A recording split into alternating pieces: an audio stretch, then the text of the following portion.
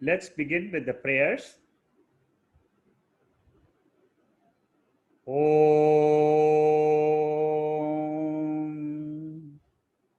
Bhadram Karnebhi Shrunuyama Devaha Bhadram Pashe Makshabhir Yajatraha Stirairangaihi Stuštuvagum Sastanubihi Vyashema Devahitam Yadayuho Swasti na Indro Vriddashavaha Swasti na Pusha Vishvavedaha Swasti nastakshorarishthanemihi Swasti no Brihaspati'r Dadato. Om Shanti Shanti Shanti.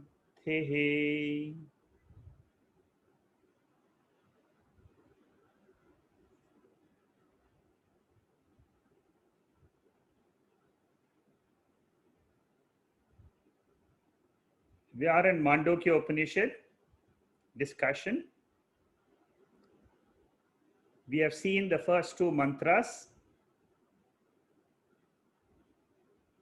so far. The first mantra gives us the direct definition of what we are seeking, which is our own higher nature. Generally, we find difficulty in understanding this nature of ours because it is not perceptive to us. What we see, what we hear, what we touch, what we taste, we can easily perceive through the sense organs. But there is something which is me, which I don't know. Our normal autobiography is about what we have done in this world, what we possess, and it has got a reference point of the body and the mind. But this description of mind, which the Upanishads are trying to reveal, is completely new. And therefore, the subject matter becomes difficult to assimilate. In this process of our spiritual journey, one of the main pointers given by Shankaracharya and in the Upanishads is to analyze our three states of living. We take our body to be the center, and then we try to analyze everything. When I say the body, it means the ego in us. I am the doer, I am the enjoyer. So everything is egocentric. That means I take myself as this ego in this body, and then I try to understand, who am I? When you come to the Upanishads or to the 13th chapter of the Bhagavad Gita, we should drop this idea and learn something totally new. In the Bhagavad Gita, they talk about Kshetrajna.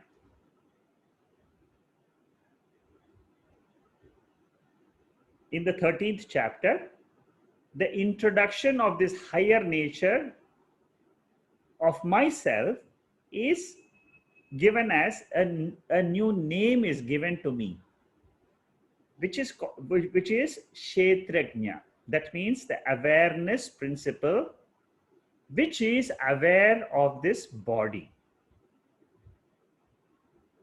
And the awareness principle, which is aware of all the emotions and thoughts in my mind.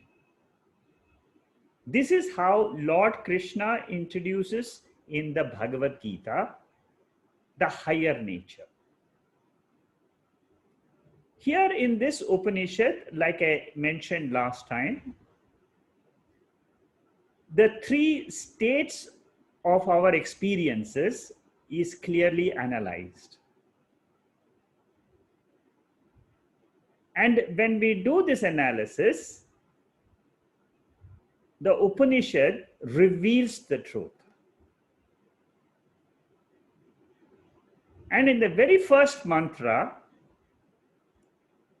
the Upanishad says, Om is the truth.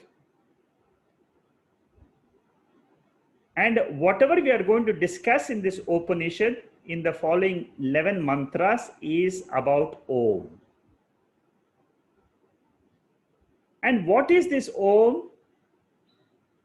This Om is a name given to that principle which is very unique. It's a name. Om means consciousness, Chaitanya. All of us can say, I am Om, because that is what the Upanishads is telling me about my nature. We have names to us. The name belongs to the body for transactions in the world outside, in the waking state. But if you ask, what is your permanent name? It is Om. And what is this Om? Om represents immortality. And what do you mean by immortality? Immortality means which is always existing.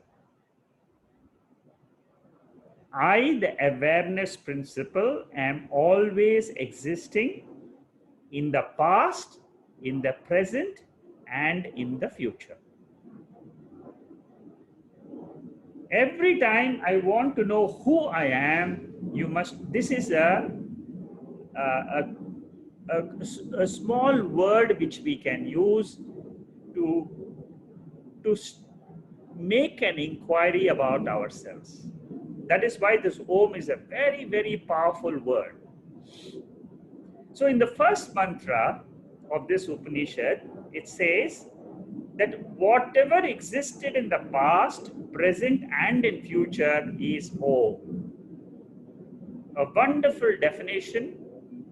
You can contemplate on this, and if you understand the full meaning of this Om, the Upanishad gives you a guarantee you will know yourself. Om represents what is there in time and also what is beyond time. It represents time and timeless, both. And that is my real nature.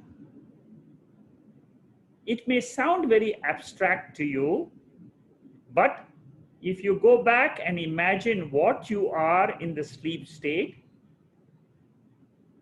this definition of timeless existence can be known by all of us. I exist in sleep. I do not experience time in the sleep state. And the Upanishad tells me that I am in my Swarupam in the sleep state. Therefore, I have to keep that as my reference point. As long as we keep the ego as the reference point, we will not be able to understand our true nature. A simple clue to understanding our nature is shift the reference point to Atma, to awareness. Let that be the reference point from which you start your analysis. I am Om, the pure awareness principle, which is my swarupam, which is my nature, which I can never give it up. I can give up my waking status. I can give up my dream status. I can give up my sleeper status, but I cannot give up the awareness in which all the three states are coming and going.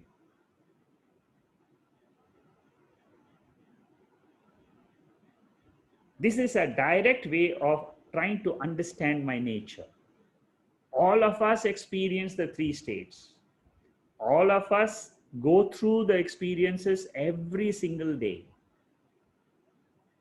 But the only thing which I didn't know before is I thought that this body and the mind and this world is the real state, and I just go to sleep and I get up. Therefore, every time I use this waking state, I recognize this waking state every day when I get up. Therefore, I assume that there is a continuity in this waking state, and that is the real state. This assumption is questioned in Mandukya Upanishad. Are you the waker? Are you the dreamer? Are you the sleeper?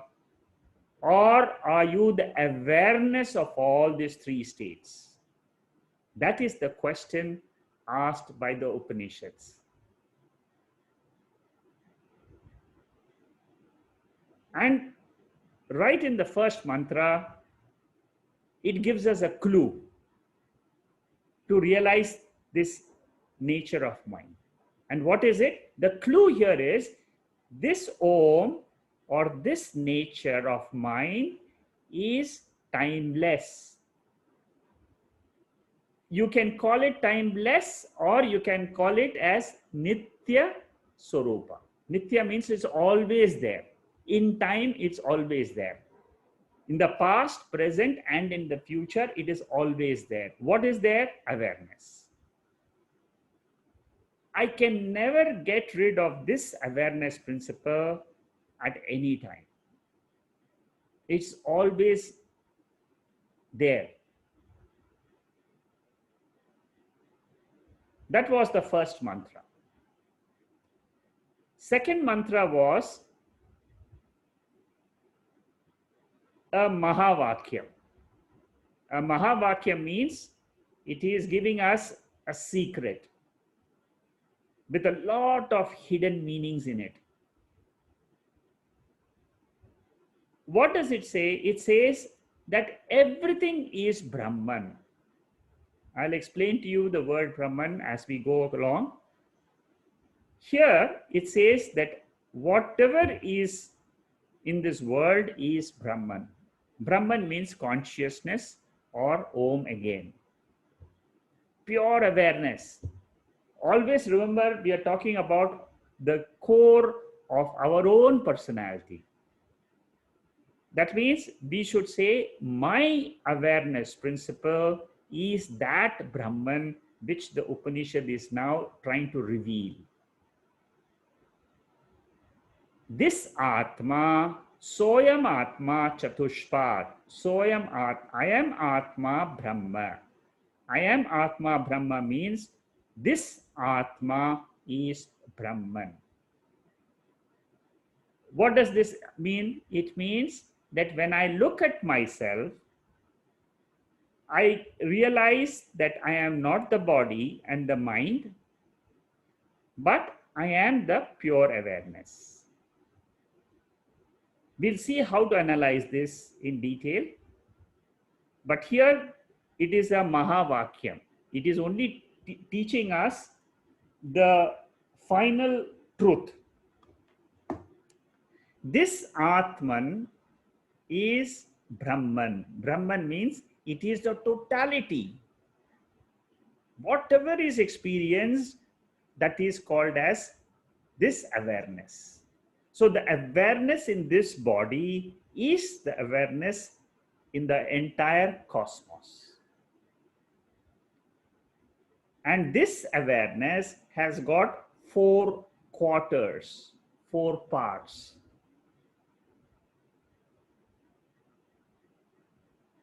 This is to help us understand the final truth. In order to understand this, first and second mantra, especially the Mahavakyam, I have brought up this chart, which is in line with this Upanishad. 3 words you should remember and understand clearly. The first word is Brahman. Brahman stands for the pure awareness, Chaitanya Swarupam.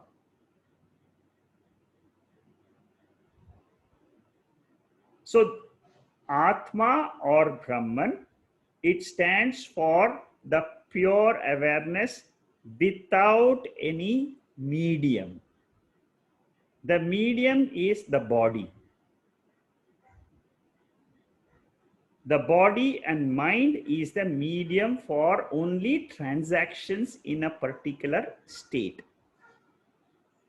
So, the pure consciousness without the bodies is called as Brahman. It is a name. Ultimately, it is only a name, but it is something which I have to realize it in my own Swarupam. In my own nature, I have to realize this truth. That is the challenge for all of us. We have to take the challenge and then go exactly as per what the Upanishad is trying to reveal to us. So this pure consciousness, which is what I am in my sleep state, beyond the sleep state. You see, I'm using the phrase in the sleep state. Actually, it means beyond the sleep state. Because the sleep state is also a part of my Jagat. Jagat means universe. I have to learn to understand the universe as it is. Not the way I want it, but the way the Upanishad is revealing. We all have got different viewpoints about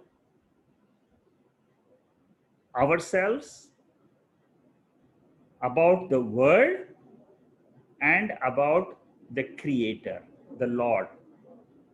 All of us, every individual, every jiva, if you ask him, he will give his own opinion and say, I am so and so. That is about jiva.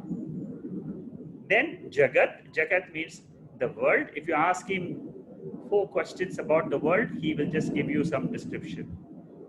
And then about the Creator, he will say, yes, there is a God somewhere in Kailasha or Vaikunta or the heaven, and say that that is the God who has created this world. This Upanishad is trying to reveal to us that truth about all 3. And it says that that truth is hidden in our own hearts. And that truth is Brahman, in which everything is there. Now, this pure consciousness appears as, each and every word I'm using is very, very important, because you have to understand it in the right way, otherwise you'll miss the point. The idea behind this chart is you should be able to, with the help of this chart, clearly say, yes, I understand, but I cannot describe what I understand. That is the way this Atma is. I understand from what you are telling me. Yes, it makes sense to me, but I cannot describe it. Then you know exactly, then you have understood correctly. But suppose you say, yes, I have understood, this is what it is, and then you start describing it, that means you have not understood. That is what is said in Keno Upanishad. If you have done the Keno Upanishad, just recall. So this pure consciousness, by itself, it has the glory of being on its own without this entire universe. It has this glory. And the glory of this pure consciousness is what is described in all the Upanishads. So if you understand this particular chart, you can understand all Upanishads. Any Upanishad, you can take it and dissect it. Ultimately, you will come to the same type of thinking. So Jiva is the individual consciousness. Paramatma is the total consciousness available in this universe. Jivatma, Paramatma. They are two technical terms. Now, this Jivatma, the individual, has got three sharirams, three bodies, which are made up of matter. So first, I'm going to describe the entire left-hand side, which is the individual, because that is what we are more keen on. Our analysis generally starts with who am I, and then we say, then we would like to know what is this body and what is it I am experiencing. So the Jiva has got two components. The first component is Atma, the pure consciousness, which is the core, which is the heart of my personality, which is what is the revelation of this Upanishads. And it is the revelation of the Bhagavad Gita. When Lord says Kshetrajna, Kshetrajna means the awareness principle, which is aware of this body, then it is the same which we are talking about as either Brahman or the Jivatma or the Paramatma. It's all three have got Chaitanya. All three have got pure consciousness, and there is nothing in the universe without this pure consciousness. Now, the three bodies which we have learnt in Tattva Bodha, which is all matter principle. Matter means Panchabhutas, 5 elements. So the Jiva consists of the pure awareness plus the bodies. And what are the three bodies? The three bodies are Sthula Shariram, which is the gross physical body made up of all the organs of knowledge, organs of action. That is the gross physical body. Again, you can recall what you have learnt in Tattva Bodha about the gross body. So the physical body is one aspect. Then the second aspect is the subtle body. The subtle body consists of 17 organs, which are basically the inner organs. The power behind the eyes, the power behind the mind, the power behind all the organs of action. That is called as Sukshmam. That is also made up of matter. Then the third one is called as Karana Shariram. This is slightly difficult to understand, but whatever I experience in my sleep state that is called as Karana Sharira. I experience nothing, blankness, ignorance. That is also inert, it is material in nature. Like I see the physical universe, this causal body can also be seen if you have the eye of the mind. Through the eye of the mind, we can see and note that this is an inert object of awareness. So, Karana Shariram is the causal body. So, now we have seen there is a pure consciousness, and then it appears in the waking state, dream state, and in the sleep state in three different forms.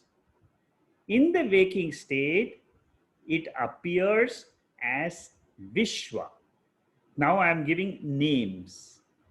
These are names given in the Upanishad. Each name is given so that we can finally arrive to know what is this Brahman. That pure consciousness, you cannot know it. Suppose I ask you to bring a glass of water, bring water, you will automatically bring it in either a cup or a jug or whatever it is. So you will always bring water with a container. Pure water you cannot bring. Similarly, pure consciousness, I cannot show it to you. I cannot bring it also to show it to you. I can only explain it to you with the help of other containers. The containers are what is called as medium. You bring the water in a cup. The cup is the medium of transaction. So similarly, this pure consciousness appears in three different bodies. When it appears in three different bodies, they are given a particular name. The name given to the Chaitanyam, the pure awareness, when it appears in the gross body, is called as Viswa. Please be very familiar with all these names, because we are going to use these names to arrive at the final Brahman, or in this Upanishad, it is called as Turiyam. We are going to arrive at the pure consciousness, but to arrive at pure consciousness, I have to use these names. So the waking state is a status of the mind. It is the mind which is woken up. It is not the pure awareness. Pure awareness is always in the same condition all the time. Nitya Swarupa. Pure awareness. It's just aware. Sukshma Shariram. So Stula Shariram is over. So Stula Shariram, gross body, waking state. Name given, Vishwa. The second name of Chaitanyam, pure awareness, is Taijasa. What is Taijasa? It is the dreamer. Vishwa is the waker. Taijasa is the dreamer. So, the name of that Chaitanyam, which is illumining the dream state, is called as Taijasa. The name of Chaitanyam, that pure awareness, which is illumining the waking state of the gross body, is called as Vishwa. The third name is the sleeper, Karana Shariram. When we experience the sleep state, that pure awareness is given a name, Prajna. Prajna is the sleeper. So now we can know the entire left-hand side. which is called as the Jivatma, the individual, the Vyashti. Vyashti means individual. And all the three bodies are only name and form. According to Vedanta, the real substance behind the universe is Atma, or pure awareness. Whatever we experience is only a name and form. That is the truth which the Upanishad reveals. So the three matter principles are basically name and form. The pure spiritual principle, the consciousness, is the Atma. See, all these names, everything outside, this is only for analysis. When you go into your own Atma, they become very simple. Because there are no names, you just have to use these names to arrive at the core of your personality. That's all. That is, when you do the meditation, it becomes far more easier and you will know that this is what I am. But these are all just the prakarana. Prakarana means the methodology of explanation. So we have seen the left-hand side. In your chat box, if you have any questions, please type them and keep it. When I finish the talk, I will go through the chat box questions, and if there are any, if there is anybody who doesn't understand this, I will explain again. But this chart is extremely important. Whenever you do the analysis of Mahavakyam, you can use this chart. This exactly like the BMI chart, the Om chart, which I discussed at the beginning of the introduction. I discussed the Om chart. The Om chart given by Swami Chinmayananda is a fantastic chart for understanding at the preliminary level who we are with reference to our experiences: body, mind, intellect, perceiver, feeler, thinker, objects, emotions, and thoughts. Very beautiful chart. This is another chart which explains to us a little bit more deeper.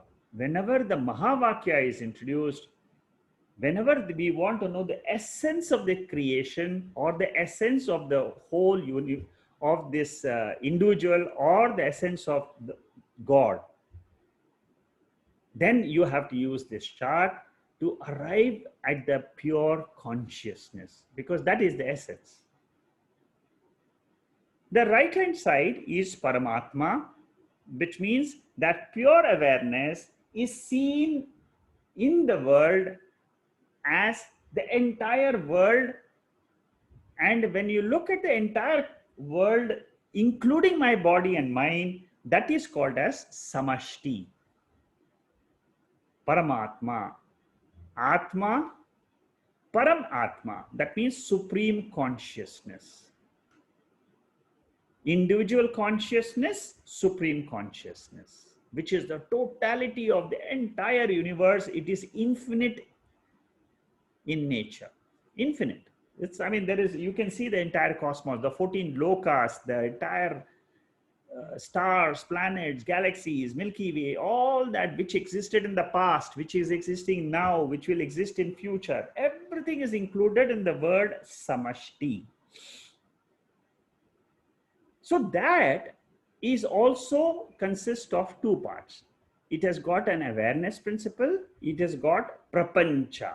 Prapancha means what? It is totality of all the matter principles put together. Basically, it means 5 elements at the subtlest level and up to the grossest level, even up to the Prakriti, which is the causal level. Like we have the gross, subtle, and causal bodies for the individual, when we look at the total, the Upanishad says you can look at the totality in 3 forms. Sthula prapancha, sukshma prapancha, karana prapancha. Very important point when you do this analysis is you must put your body and mind also into this prapancha. Don't try to stand away, because then you will not understand this consciousness. So in meditation, if I want to know what is this, you must think that the entire body mind is also included in prapancha, and then you imagine that you are the awareness principle seeing this entire cosmos, being aware of it. It's not difficult to imagine. It is just an imagination which you will be able to do. When we look at the gross universe and that consciousness which is appearing as this gross universe, we give it a name, and that name is Virat. Virat means the biggest, infinite. So in the waking state, I am the individual and I am experiencing the entire cosmos, which is called as Virat. So the waking state, there is a pair, Viswa and Virat. Then what happens in the dream state? In the dream state, the same consciousness which appears in the dream world, in the dream universe, not the waking universe. The waking universe, we have given a name.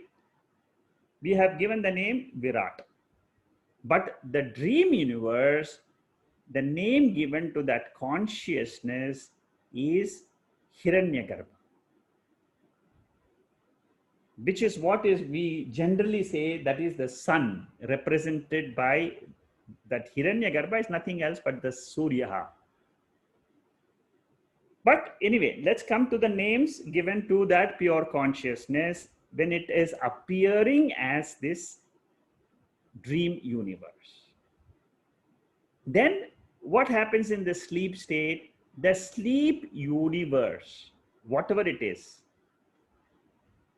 called as Ishvara. Ishvara or Antaryami. These are two names. Antaryami means it is the indwelling principle of this entire cosmos. And in this Upanishad, what it clearly says is this sleep state is, which has got this causal prapancha, causal universe, that is the cause for the waking and dream. The sleep state, this is one level of understanding which I am presenting first, because this is what towards the end, I will give you another form of presentation. But right now, understand that the causal nature of the whole universe is this causal karana prapancha. And that is available. It is clearly, it is known, it is known in that particular state only. Right now, I cannot see that. I cannot, because I am in waking. Exactly like in dream, I cannot see the dream right now. The dream is a different level of consciousness. That is why here the title is Universe of Consciousness. The universe of consciousness consists of the three universes: waking, dream, and sleep. And if you try to understand these three in your own mind, you will find the levels of this consciousness. Because it's our own experience. You see, we are not discussing something which we are not experiencing. That is the beauty of Vedanta. Vedanta tells us whatever the Upanishads are telling, you test for yourself. It gives a challenge. It says you test and see whether it works for you. Whatever we are trying to reveal, test for your own self. Purify your mind, you will realize this Atma. Very simple. It is the obstacle which is first of all, we don't have the knowledge of Atma. And the second is we don't have the process of identifying with this Atma. If both these are given in this Upanishad very beautifully, then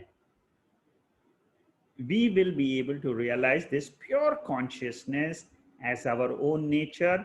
But like I said in the beginning, you cannot describe that pure consciousness. It is indescribable. You cannot put it in the form of words. But you can claim that pure consciousness as your own nature. That is what is me. If you can arrive at that truth, then that Upanishad has already done its job. That is called as Moksha. Moksha is just a one-time remembering, seeing, having a glimpse of that pure consciousness and remembering that, recognizing it first, and then remembering that throughout our life. That's all. The entire spiritual journey is the moment you are able to have one small glimpse at 1 second. And this happens in Shravanam. That's what the teachers tell us. While you're doing this listening of the Upanishads, you will realize the truth. Later on, it will only be something which has been revealed through the scriptures, through the mantras. Especially the 7th mantra of this Upanishad is a very popular mantra, and it is quoted by many times by Shankaracharya, and it's a very, very great revealer of the truth. So to finish the right hand side, again, I repeat, the name of Chaitanyam. Chaitanyam is only one. The substance is only one. That substance is given a name which is pure in nature, without the upadhis, without the medium of transaction. It is called as Turiyam in this Upanishad, or generally it is called as Brahman. That for practical purposes, you should understand it is my own nature without this body, without this gross body, without the subtle body, without the causal body. I, in my pure state, am Atma, Brahman, Turiyam.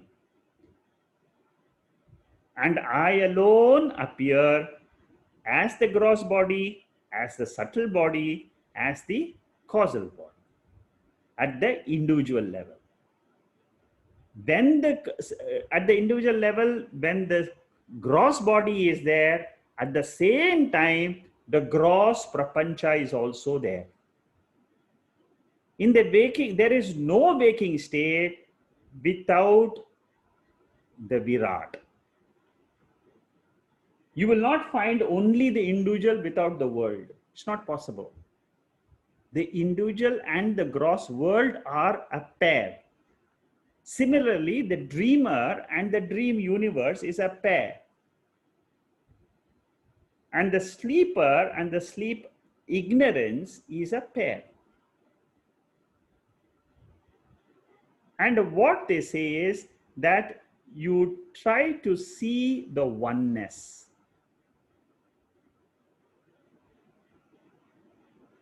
How do I see the oneness is given in this explanation chart. The oneness between the individual and the oneness between the totality. There is one connection. And in meditation, what we are trying to do is seeing this oneness. In all meditations, our our main objective in meditation is to connect with this pure consciousness, because it's ultimately one. That is what the Upanishad says. There is no second thing except this consciousness. There is no second thing in essence.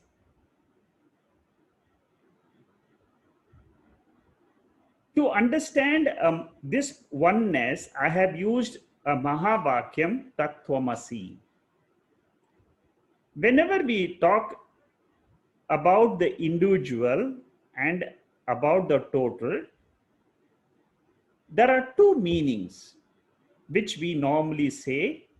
The individual has got, when I refer to who I am, for practical purposes, I say I am the body, mind, intellect, and that is called as Vachyartha. Vachyartha means transactional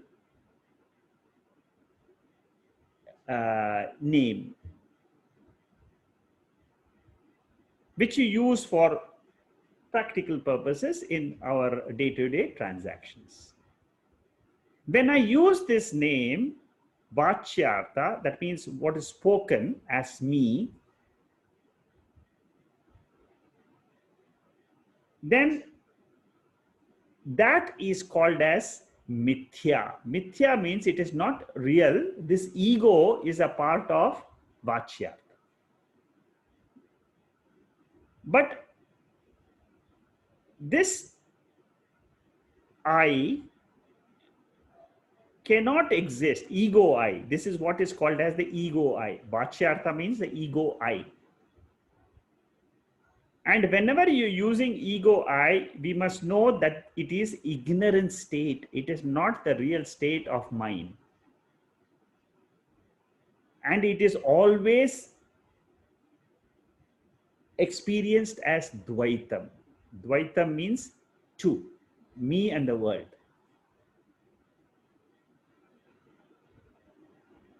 So I, the body, I, the individual, when I'm operating in this world, I am got two names. One is Vachyartha, the second is called as Lakshyartha, indicative meaning. And what is Lakshyartha? Lakshyartha, the Upanishad says, is Satyam. Satyam means the real nature. So awareness is the real nature. If I know that, that is called as Vidya, that is called as knowledge. That is the real truth. And this pure awareness is without any upadhi, without the medium of the body, without the medium of the mind.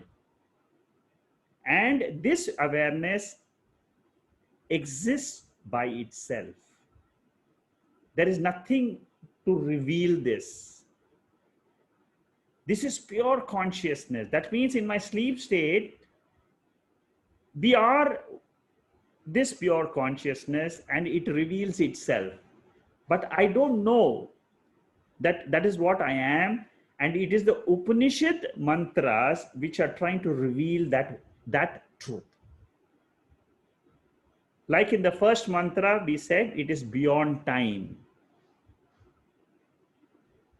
beyond space, beyond all objects. That means what? It exists by itself. Without these three also, without the time space, it exists. And nirvikaram means it has got no modifications. The ego has got modifications. Waking, dream, sleep, ego keeps on changing. The waker is not the dreamer is not the sleeper is not the dreamer. In the sleep state, there is no waker, there is no dreamer. In the dream state, there is no sleeper, there is no waker. So similarly, that is what is the changing state of the mind, where the reflection of that pure consciousness is there. So if you have understood this, this is called as Tvam Padam. This is called as the individual, the same individual which we discussed in the just now. I'm trying to represent that in this format so that you can understand what is the indicative meaning. Means, who am I? I am that pure Atma. I am not the body and mind or the three states. And when you look at Tatpada, that means that pure consciousness, when it looked at totality, can also be called, can be referred in two ways: Vachyartha, Lakshyartha. So when I'm describing it or understanding through words, then it can be understood, the total cosmos can be understood indirectly and directly. Directly means perceptive to the sense organs, which is what we call it as Vachyartha, what is spoken about the world. But whatever is spoken is only name and form. It is called as mithya. It appears, but it is not true. Whereas consciousness, it cannot be seen, but it is the truth. So Lakshyartha with reference to, so the Savikaram and Sopadikam means it is with the medium, with Upadi. And Savikara means it keeps on changing. That means the waking changes to dream, dream changes to sleeps, again it changes. So the Vachyartha of the totality is the same changing principle. There is a changing principle and there is a changeless principle. The changeless principle is the consciousness, pure Atma, pure nature of the totality, which is called as Tatpadam. The Tatpadam is beyond time, beyond space, beyond objects. The descriptions are exactly the same for the Lakshyartha for the Jivatma and the Lakshyartha for the Paramatma, or the Tatpada is exactly the same.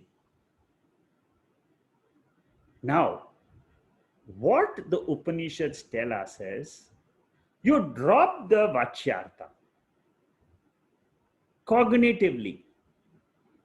When in your own mind, when you understand who you are, when you want to understand who you are, like you looking at ornament, ring or chain or bangle, at the same time you have the vision of the gold.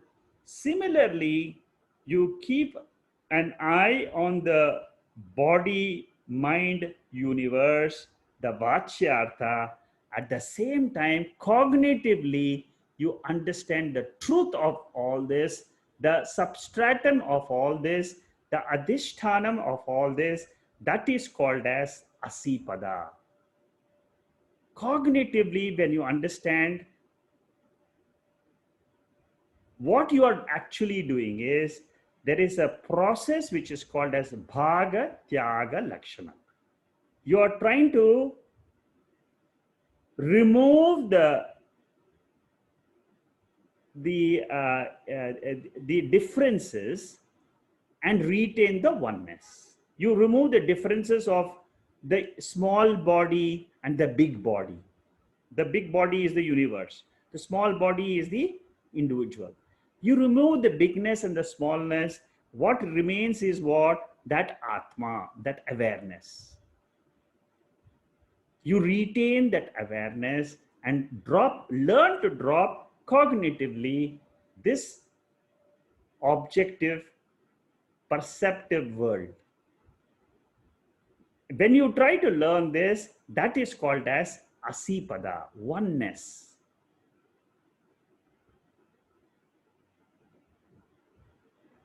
So this Asipada, there is a methodology to reveal this, which is called as Adhyaropa, Apavada. For those who are familiar with these two words, you can just remember Adhyaropa means superimposition of the three bodies and the three worlds in consciousness. That is called as Adhyaropa, superimposition.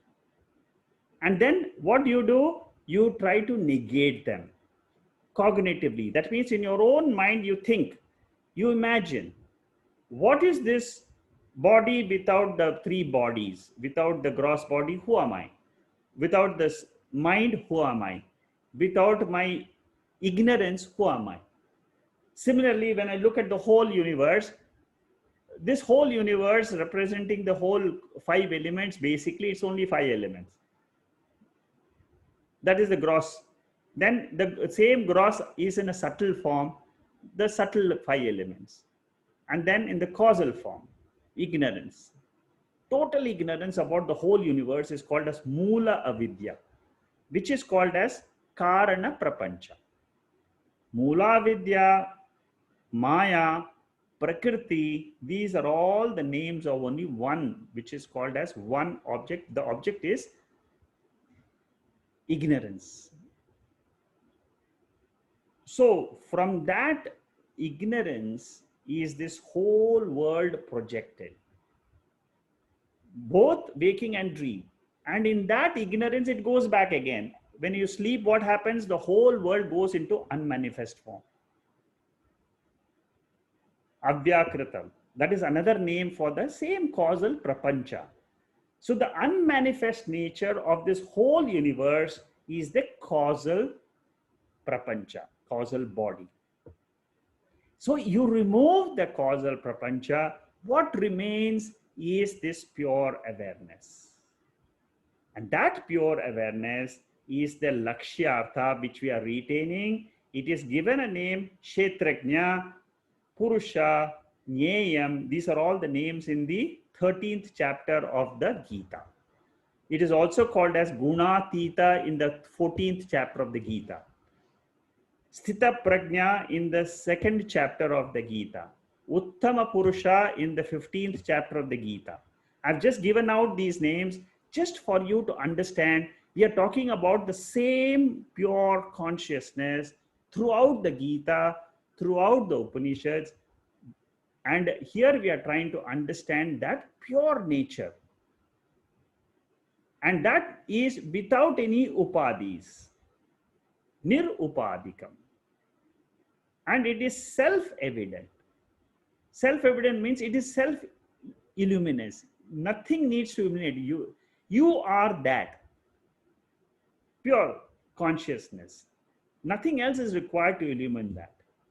It's beyond time, beyond space and objects. It is nirvikaram, means it is without any modifications. The pure consciousness does not undergo any modification. Nothing. It remains the same throughout. And that is why we all feel that we have not changed. See, if you ask yourself, have I really changed from my childhood to adulthood to, there is something in me which has not changed. Last year, we celebrate New Year every day, but that is, it is just the body which is undergoing change, the mind which is undergoing change, the world which has undergone change, but the consciousness 5 years ago, 10 years ago, today, tomorrow, 5 years from now, without the body, also I am the same pure consciousness. So this is what is the revelation of the Mahavakyam.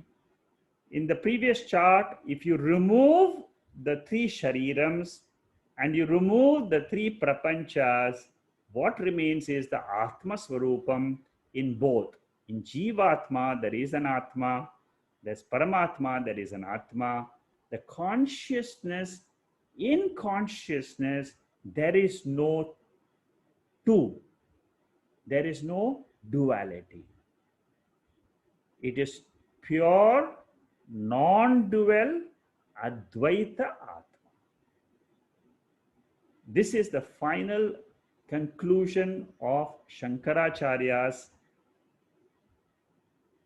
study of the Vedas, where he says that ultimately, if you want to know the truth of the world, it is only one ultimate real entity, which we call it as reality. That is the real.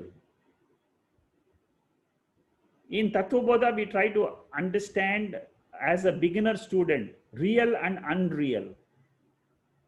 At that time, we don't know what is reality and what is unreal. But now when we do the Mahavakya Vichara, we understand that the reality represented by the Veda is that pure consciousness without any medium of transactions. One of the descriptions or indicators of this pure consciousness is avyavaharyam, without any transactions. It exists. So with that, I will stop here.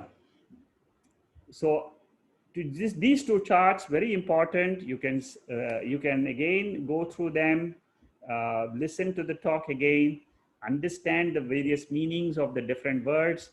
And the best way to understand this is try to sit with closed eyes and try to recall what we have learned in this talk of today. I am that pure consciousness should be the core from where I operate all the time. Whether in waking, whether in any type of situation, if that remains my reference point, I will live well, and that is what is called as Jivan Mukti. I learn to live a life of Atma rather than a life of the ego. The ego is always in trouble. It keeps on getting into trouble all the time. But here is a knowledge which tells you how to get out of the ego and come out of the ego state and remain at the core of your personality as the pure consciousness. Keeping this as the reference point, then you try to analyze Mandukya Upanishad. It becomes very easy because the reference point is the problem. If you keep the body as a reference point, you will not understand anything of Mandukya Upanishad. It will be very confusing. That is the reason why I wanted to present this chart, so that the reference point is changed. You bring back, imagine your own existence and the time of sleep. I am the pure existence, Sat. I am the pure Chit, consciousness, which does not require any illumination. It is self-evident. That self-evident Atma, I am, is the truth. That is what is called as Turiyam. If you know how to approach the Turiyam, then it becomes very easy when they describe the Turiyam in different words in the 7th mantra of Mandukya. The rest of the analysis, whether the world is mithya, there is alata shanti prakaranam, everything else, the second chapter, third chapter, and all that becomes easy if you have understood that the center is, the core is pure consciousness. I am that pure consciousness all the time. If I'm seeing something, I plus the eyes is the sight. I plus the ears is the sound. That I is the pure awareness. Okay, so we stop here. Next week, I'm going to give you some of the mantras from different Upanishads before we take up the third verse. There are 6 verses I want to just discuss. The reason is the same pure consciousness is described in those verses. If you study those 6 verses, it is, I just want to tell you the same I am Atma Brahma is the same revealed in other Upanishads, which we will see next week.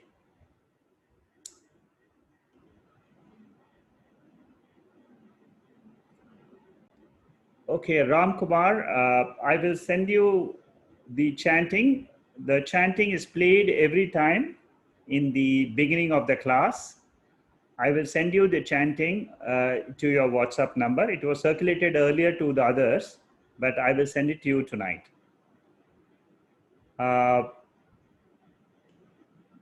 Is there anybody else with any other question?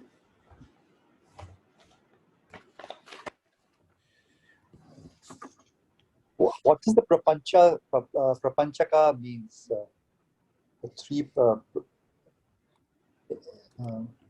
Mr. Shekhar? Yeah, Deepak. Prapancha, yeah. In the chart, the prapanchaka, and then it says bracket says prakriti, matter, nama, rupa. Yes.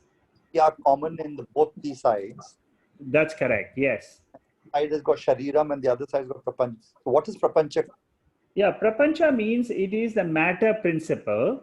The matter principle means the 5 elements. Okay. So that 5 elements is called as prakriti. It is called as the prapancha. Prapancha means it is the entire cosmos. Now it is common in both. That means in the Vyashti also there is a shariram, which is made up of the 5 elements. That prapancha, we use the term prapancha we used when we refer to the matter principle in the entire cosmos. When we use the word shariram, it refers to the same 5 elements at the body level. So shariram is a term which we generally used for the individual body. The 5 elements, when it is in the individual body, it is called as shariram. The same 5 elements, when it is there in the whole cosmos, it is called as prapancha. But then again, the 3 bodies come in the right side also. Yes, the 3 bodies means it is the three total bodies. You know, the total gross body, the total prapancha. You know, when you say the gross prapancha, the subtle prapancha, and the causal prapancha. So what is the causal prapancha? Causal prapancha is the mula avidya. You see, that is what is called as, we will be studying that, in short, what it means is that the ignorant state which exists at the totality level. For example, I am sleeping. Yeah. Now, when I'm sleeping, I am not aware of this body. That is clear, right? Yes. Okay. Now, when you are not aware of this body, it is called as avidya. Avidya. Avidya means it is at the level of the individual body. Ignorance at the individual body is the causal nature of the body. Yes. Now, when I don't know the entire universe, you see, in the sleep state, I have 2 types of avidya. One is about the body myself, and also about the mula avidya. That means I don't know that there is something. I don't know the entire universe also. That ignorance about the entire universe and the ignorance about what lies beyond the universe, that is called as mula avidya. That is called as the causal prapancha. You know, when we see, like the individual, we can say the total will also be similar to the individual. You see, at the individual level, the total ignorance of all the bodies put together, what will you call it? You will call it as the causal body of the entire universe. See, you are one jiva, I am another jiva. The universe consists of all the jivas. So when we put all the avidyas together, it is called as mula avidya, or it is called as the ignorant state of the entire universe, which is called as the causal prapancha.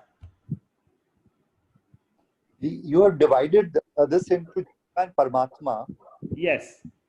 Basically, When you look at the totality, you look at the totality and which is held by one entity which is called as Paramatma. See, that Paramatma, Jivatma Brahman, is the Vyashti. Vyashti means individual. Brahman in Brahman means it is beyond both Jivatma and Paramatma. When we talk at the level of Brahman, it is purely consciousness only. There is no matter involved there. You know, the matter is at a lower level of the Jiva and the Paramatma. The lower level is called as the matter principle, and that is why the matter is called as mithya.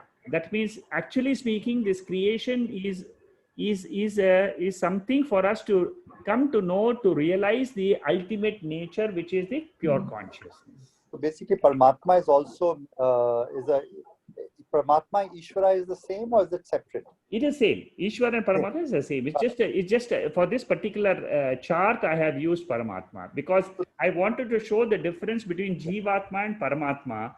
Paramatma is all pervading. He is all consciousness. He is conscious of every Sarvajna, Sarva Shaktiman, his strength. He is something which you cannot imagine. So what we have to learn is learn to drop the Jiva Bhava. That means I learn to drop that I am the body mind. And then slowly understand there is a totality. When I learn, see, that root of the reaching that Brahman is the Jiva first has to look at himself and then arrive at the Jiva Sakshi. That is the first step. Then he has to understand that there is a Ishvara Sakshi also. That means there is a principle which is which in the totality also, in the whole universe also, there is a principle of Sakshi. The same Sakshi which is there in my body is there in the entire universe. From the level of Sakshi or that consciousness, there is no difference. That is what is called as the Asipada, or that is called as Lakshyartha. See, these are all terms we are using so that our mind can slowly come out of the identification with the body and mind. That's all. The moment you are able to drop your identification with the body and mind, you are already one with this awareness. It is only Advaita Vedanta that we treat Brahman as an all-pervasive consciousness, or without giving it any further name? Or Yes. other? You see, yeah, okay. The way the Advaitam is the only one which says that there exists only one pure consciousness. Whereas other philosophers, they say that each body has one individual consciousness. Each body is separate and there are many consciousness. As per the number of bodies, there are many consciousness and there is no one consciousness. But that is all described in Brahma Sutra. In Brahma Sutra, if you go, there are specific, there it is discussed in detail about one consciousness, two consciousness, many consciousness. But what Shankaracharya says is very simple.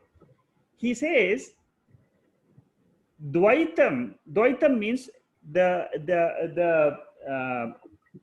suppose Dvaitam means I and the world, I and another Jiva. Suppose you want to know about Dvaitam, he says, Shankaracharya, this is his philosophy. He says that to know Dvaitam, I don't need Veda because that is easily available. That is Pratyaksham. That means eyes can see Dvaitam. But what is the essence is Advaitam. Advaitam means there is only one reality. And Shankaracharya says, only when you understand there is one reality and you say that reality is my swarupam, my nature, then he says that is what is called as the freedom from the identification to this body, that makes you free from any rebirth in future. So God is missed out completely. Yeah. Even God is a part of this Dvaita. Dvaita. Dvaita philosophy, and what Advaita says is, it even says you drop the notion of God also. So, The God is swallowed up in awareness. so Buddhism in this, I'm sorry, digressing. Yes, Buddhism is different. Buddhism is talking about shunyam. Buddhism, you see, all other philosophers, they're all Dvaita philosophers. Dvaita means what? Everything is in time. That means Dvaita means it is always in time. And if you are always in time, time means you are always in two. That means in the waking state, we experience two. In the dream state, we experience many jivas, many bodies, many many things in dream. So that is also Dvaita. In the sleep state, what happens?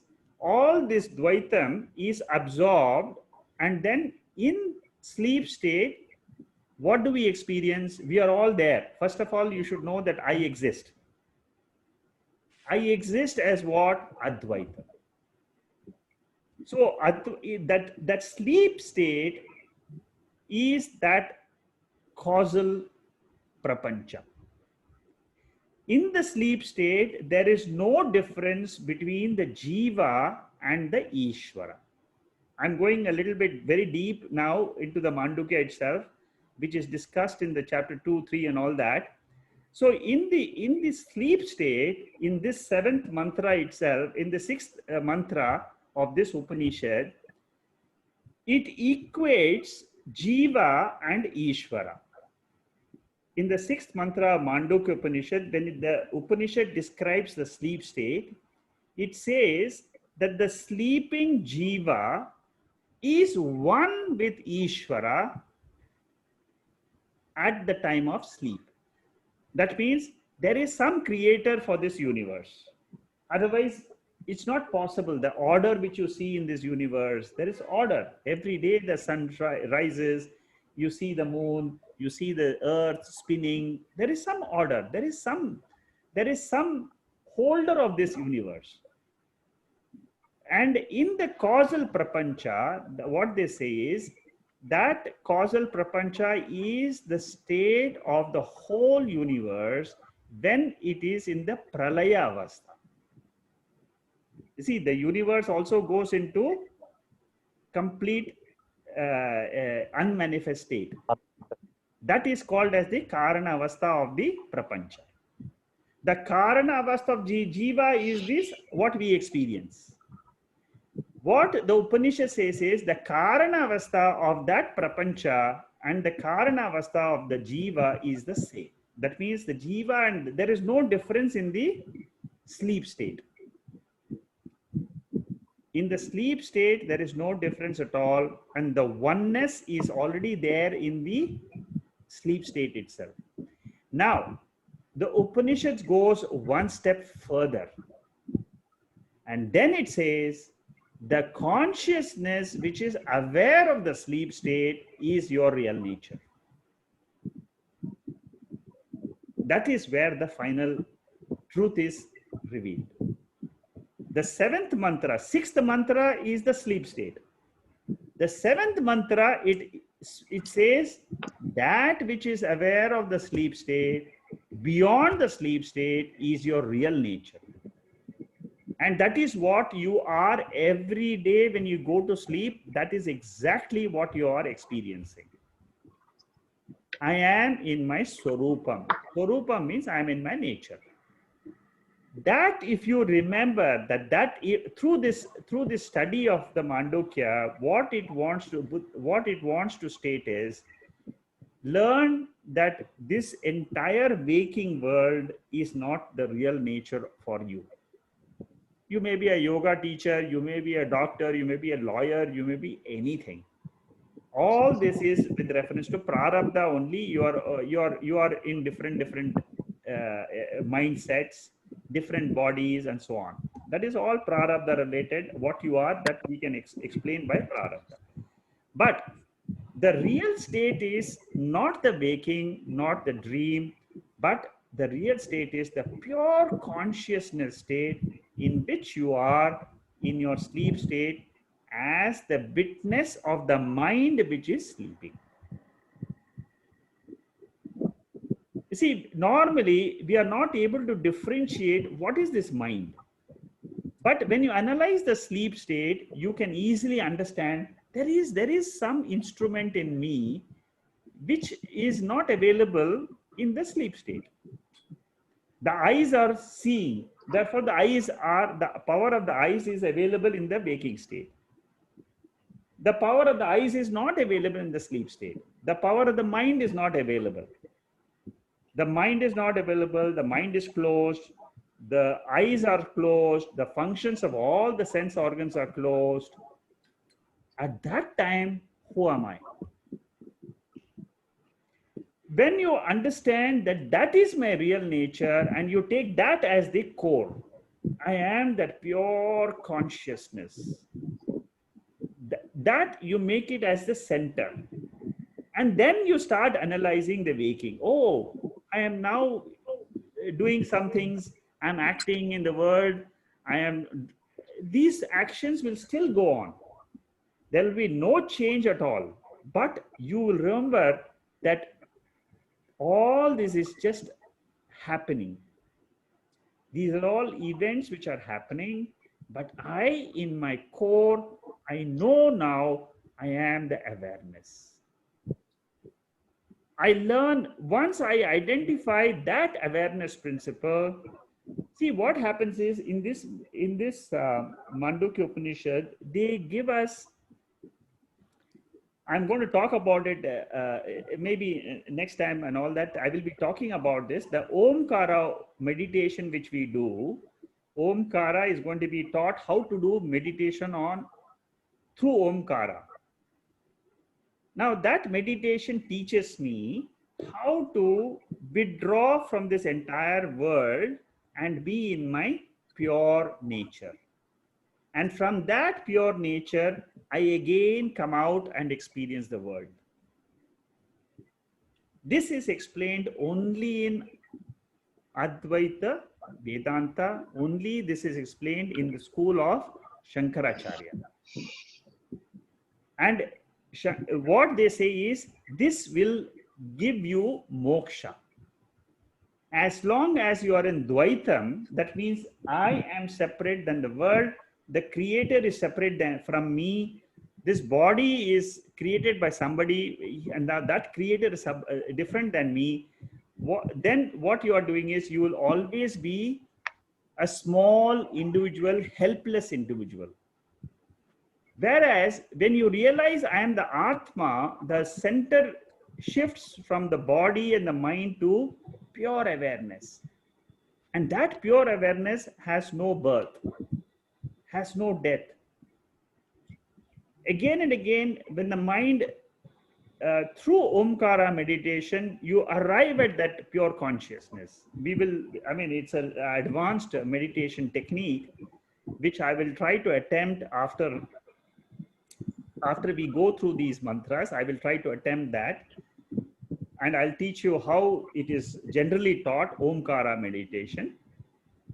The ultimate thing is you arrive at that pure consciousness. Okay, there are some other questions here. Let me just, okay, this Santiago.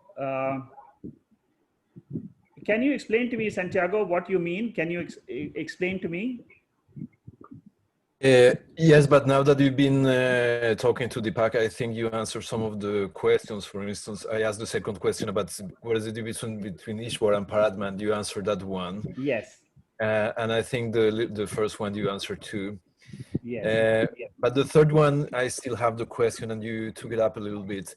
is when you describe the final state as described in the Mandukya in verse 7 and the Swarupan in the Yoga Sutra 3, they talk also about Tadadrashtu Swarupan Avastanan, the state of Swarupa. So what would be the difference of a Swarupa state in yoga if we compare it to the Swarupa state to be reached in Advaita Vedanta, if there are two different systems to understand well, the ultimate reality is different according to the two systems too.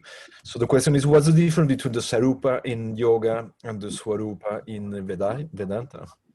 Okay, good question. Very, very, again, this question is beautifully answered in Brahma Sutra, but I will give you the gist of it. In Brahma Sutra, the text called Brahma Sutra, this particular question is analyzed, where in the second chapter of Brahma Sutra, they analyze yoga, Sankhya, Buddhism, and all philosophies are analyzed in the second chapter of Brahma Sutra.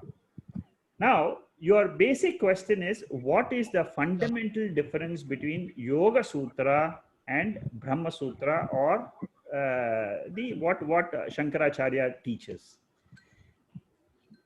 So the essence is, yoga still believes in Dvaita philosophy. It is very similar to the question what Deepak asked before. Yoga says Chitta Vritti Nirodha Atma Swarupam. So what yoga says is, the moment you clear the mind of all the thoughts, you are watching the empty state of mind. Yoga still believes in Dvaitam. I am separate and I am watching my mind, which is without any thoughts. This is what, this according to Shankaracharya, according to Vedanta, will not give you moksha. Okay, you will get a relaxed state, no doubt. In yoga, you will definitely have a lot of advantages. Vedanta uses the yoga techniques of Ashtanga yoga. It uses all of that. But in philosophy, the end portion of yoga philosophy is, there is Dvaitam. I am seeing the mind with no thoughts. Whereas Shankaracharya says that mind is not anymore there, that mind is absorbed in me. There is no more mind, but that mind gets dissolved in me. So actually, in meditation, if you keep seeing the thoughtless state of the mind, this is at a very advanced level. So if you are able to see the thoughtless state of the mind, in Advaita, they say you go one step further. And that one step further is, I am that consciousness which is witnessing this, but the mind does not exist separately from me. Mind is mithya. Mithya means it is just an appearance. Thoughts appear, thoughts go. Actually, I am not the thoughts. I don't focus on the absent state of the mind without the thoughts. I focus on the Atma. I focus on the witness principle. I only say I am the consciousness. I am the one which is aware of the thoughts. I am not the thoughts. This is the basic difference between yoga and Vedanta. If you want details, it is there in the, if you go through the Brahma Sutra notes, which I have in my website, some of the sutras, if you just go through them, you will be able to locate a little bit more deeper analysis on this particular subject. Okay, thank you. Yoga means Patanjali Sutra, right? Yeah, yeah. We are Patanjali. talking about Patanjali Yoga Sutra. Patanjali was a very, very great observer of thoughts on the mind. Shankaracharya admires Patanjali for that. Tremendous. I mean, if you really study the Patanjali Yoga Sutras, the dissection of the human mind, there you will never find such a fantastic analysis of the human mind. It has gone into such a great depth of the human mind. Actually, most philosophies have given great importance to the mind, and Buddhism treats mind as the subject itself. It's in Shankara's this thing where the mind is actually not given importance at all. Yes, mind, he says, is mithya. That's it. Just drop it. So it's a yeah. Anyway, these are all things. The moment you come into meditation and you start analyzing what is happening in your mind, then all these things will make a big difference, because the moment you are with your mind, how you analyze the mind is not many people can teach. Because outside I can tell you a lot of things, I can talk to you, you can understand, but when you are watching the mind, how you should watch that particular mind, in what way it has to be analyzed, that there is this process is what Vedanta clearly brings out. And how you analyze and how you take your mind towards that consciousness is the beauty of the Upanishads. It's a beauty, the way, you see, how to deal, how to, we do a lot of analytical work in, we call it data mining. When we analyze the data, it's called data mining. Now here, Upanishads are teaching us how to do the mind mining. How to go deeper and analyze the mind. Okay, my mind has got disturbances. My mind is quiet. My mind has got these gunas. It's got these ups and downs, rajas, tamas. All this you will be able to understand when you sit in meditation or in yoga. When you just close your eyes and start watching your mind, at that time all this knowledge will come. Koshas are also of the mind.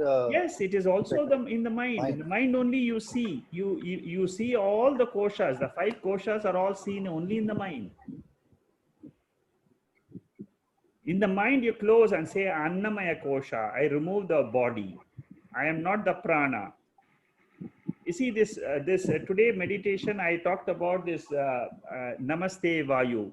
That means you are recognizing that life principle is universal. Whether a person is in Spain or in Brazil or in Portugal, everybody has this life principle in him. And that is the breath. That breath is one, universal. If the breath itself is one, what to talk about consciousness, which is aware of this breath? And that is the ultimate pure consciousness, in which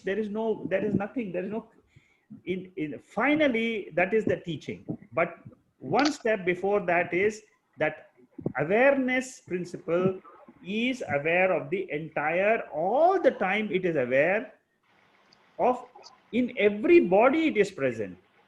In chapter 13 of the Bhagavad Gita, the 3rd verse clearly says, I am there in every body. That pure consciousness is teaching us. I am there in your body. Become aware of me and become one with me. That's all. You become one with me, and then what happens? Then you just take the life as it comes. Once that awareness, see, it is not difficult. Many people have realized it, and they have used this very effectively in their lives. So you and I can also learn and just become aware of this consciousness principle in us, and you will be slowly moving in the direction of moksha. Yoga is chitta vritti nirodha only. So, Santiago, I hope I have clarified your question. Yes, you did in a way, but for me, the obstacle that I need to try to step over is that even practicing yoga, never even reach a state of non-thinking. How am I to reach a moksha state with Vedanta? No. You see, that is why this learning this Mandukya becomes very easy, because here we are going to learn how to drop the whole state.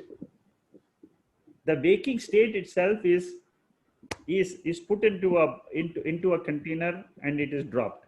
The dream state is put into a container, it is dropped. The whole state. Forget about the thoughts and things like that. Right. This is the awareness principle. Yes. That we need to focus upon. Yes. And if you start trying to control, otherwise the mind, it will be eons. So I think Shankara has given us a shortcut. Yes. What I've understood. Yes. As long as the awareness that in all three states there is consciousness residing. Yes. For the moment I see water as a mirage, and once I become aware of it, then I don't run after it. I think that's what it says. Yes. To an extent.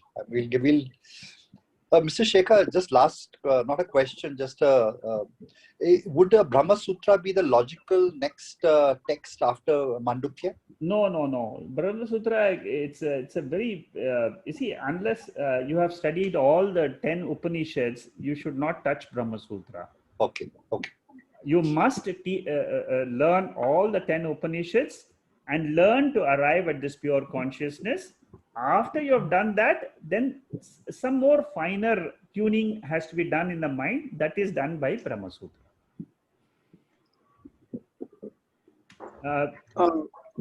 Good evening, Shekharji. Yeah, Sandeep. Shekharji, I have one question. Yeah, tell me. This Shanti Pata, right? Shanti Pata of Atharva Veda. Yeah, Taittiriya Upanishad. Which one? No, Shanti Pata of this Upanishad. Yes. It gets the four things, right? Or like, it says, I can't hear you, Sandeep. Can you speak into the mic? Yeah. Are you able to hear me? Now it's clear. Yeah. So this Shanti Pata, it discusses, it mentions four devatas, right? Indra, Pusha, and Starksha, and also Brahaspati, right? Yes. So why, is there any specific reason why these four things are mentioned over there? Because I haven't gone through, I didn't find anywhere on the internet, like why these four things were mentioned. Is it something related to our Indra, some sense organs and mind actually? Yes, it is. It is to do with the sense organs. You see, here in this Badram Karnevi Shunyama Devaha, that means all the sense organs are related to the Devatas. So you are praying to the Devatas and telling, oh Devatas, make sure that my eyes don't see the wrong things. My ears are not listening to wrong things. Let everything which I do, hear, see, everything is good. So you are praying to the three Devatas. Brahaspati Devata, Indra Devata. Because ultimately the Devatas are the ones which control the ears and the sun and the eyes and so on, right? Mind is also controlled by the Devatas. Correct. Yeah, I think Indra is compared to mind probably. I just wanted to get confirmed by you, so that's why I was asking you this question. Yeah, and one more thing, Shekharji, what I meant to say is, are you any chance, will you be taking Drikdishya Viveka in nearby classes? No, Drikdishya Viveka already taken. If you will find the videos on Drikdishya Viveka in my website. Okay. I've already taken that. Okay, Shekharji. Thank you. Yeah, Vijay, you wanted to make some point. Can you talk now?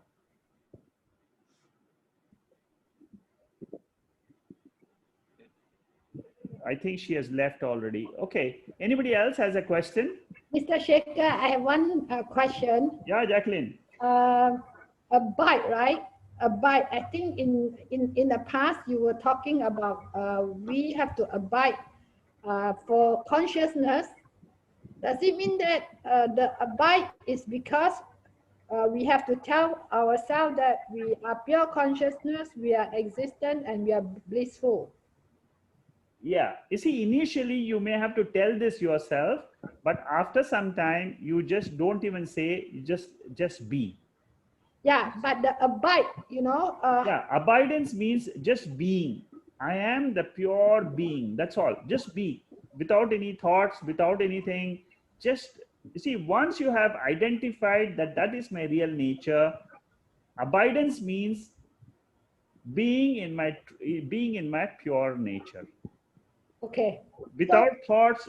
But initially you need to identify with the eyes and say, I am the awareness, plus the eyes, I see the world of forms and colors. I, the awareness, together with the ears, I'm hearing the sounds. But when I'm not hearing the sounds, I am. That I am is pure consciousness, Satchit Ananda. Okay. The reason I ask the question is because abide is like you follow rule. Example, there's rule 1, 2, 3, 4, 5, and then you have to follow rule 1, 2, 3, 4, 5, and equal to certain, certain value. So in this consciousness itself, the abidance is okay. The I is there, but then that is how. We just have to remind us during that time, and the abidance is actually a being. Yes, abidance is a pure being itself, nothing to do. Just that's all. You just remain as you are. That is your pure being. And that if you can manage to do that without any thoughts coming again and disturbing you, then you have reached the ultimate. But again, the thoughts come and drag you into the world. That is the problem. Okay, so actually is if you are abiding in your own true nature, and if there are no thoughts of the world coming and dragging you into the world, then you are not abiding. Again, you are drawn into the world of the objects. Okay, I got it. So I know you talk about it, but now I just have to have a more precise way of asking because it drilled into me, and therefore I asked such a question. Okay, great. Okay, thank you, Jacqueline. Anybody else has any other question? Shall samadhi be that state? Samadhi is a state of where there is no thoughts. That is what is the state at which the yoga ultimately arrives at. Okay. So yoga arrives at the samadhi state, which is the yoga chitta vritti nirodha. That means there is no more thoughts. And actually what Shankaracharya says is that is a state of relaxation of the mind. That's all. But I suppose the state of abidance, if only when you reach that state will you reach the state of abidance. No. No. Don't confuse that with the samadhi state at all. Here, actually in meditation, one can just close your eyes and just remember this thought. I am is my real nature. I can remain as it is as a be. That's what is called as being. Pure being. I am a pure being. I am a pure being. I am a pure being. Yeah. Now that pure being has got no ears, no eyes.